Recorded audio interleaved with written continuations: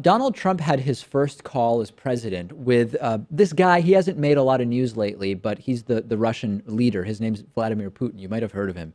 And according to U.S. officials with knowledge of the call, sit down for this, folks, Donald Trump denounced a treaty called New START, which caps U.S. and Russian deployment of nuclear warheads. He denounced it as a bad deal for the United States.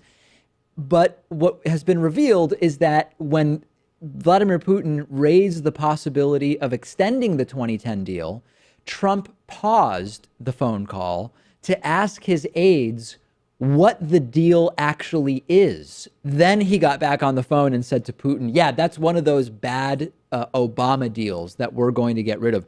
What's New START? Oh, Obama did it? Vladimir, terrible deal. We're going to get rid of it. Reportedly, Donald Trump also talked to Vladimir Putin about his own popularity during the phone call. The White House has declined to comment.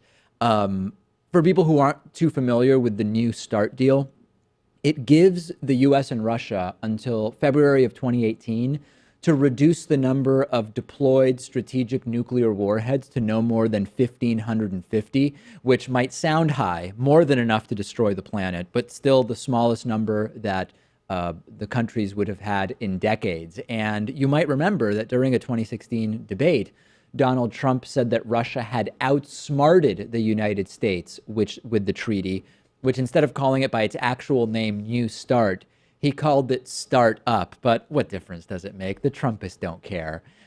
He also asserted incorrectly then that the deal allowed Russia to continue to produce nuclear warheads while the U.S. could not. That's also not true.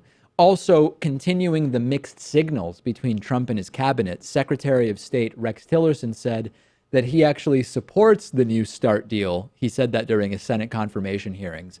I'm starting to put some weight behind, Pat, the assertions that Donald Trump might not be adequately preparing for some of these phone calls. Probably not. And I mean, just to be clear, so he was against the New START treaty because Obama was the person that initiated it. Yeah. I mean, the original strategic arms reduction treaty was proposed by Ronald Reagan and then signed by George H.W. Bush, both Republican presidents. Would he be against that one too? Who even knows? I mean, it's completely unpredictable. Would it even matter? He would just come up with some reason why the double standard of the hypocrisy is irrelevant.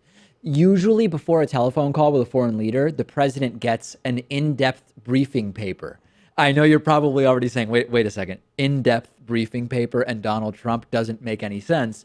Of course it doesn't. Trump doesn't read. We initially thought that he would accept a single page of double-spaced bullet points, which would work out to like 8 to 10 bullet points. Yesterday, we learned that actually that's too much. He now wants a single page that is mostly pictures, like basically the picture book equivalent of the presidency, with only like 3 to 4 bullet points. And you obviously are not going to be well prepared for a phone call if that's your preparation strategy. I would love to see what it says on those bullet points. I mean, is the first one, Vladimir Putin is the president of Russia?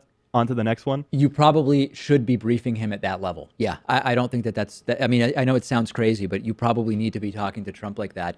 And the bigger picture concern here is that Donald Trump saying he's against New START sort of de facto means that he wants more nuclear proliferation, which shouldn't come as a surprise because Trump did say during his campaign that he doesn't understand why we don't use nukes more often against our enemies, and people voted for him. But remember, people told Trump told people, and they believed it, I guess, that he's like smart.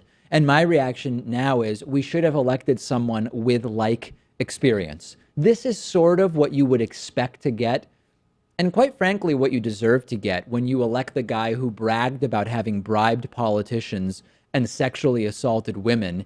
And he doesn't even know what the nuclear triad is. You get a guy who's got to put a call on hold with Putin to say, hey, guys, what's this treaty that Vladimir is talking about on the phone? Absolutely pathetic and embarrassing.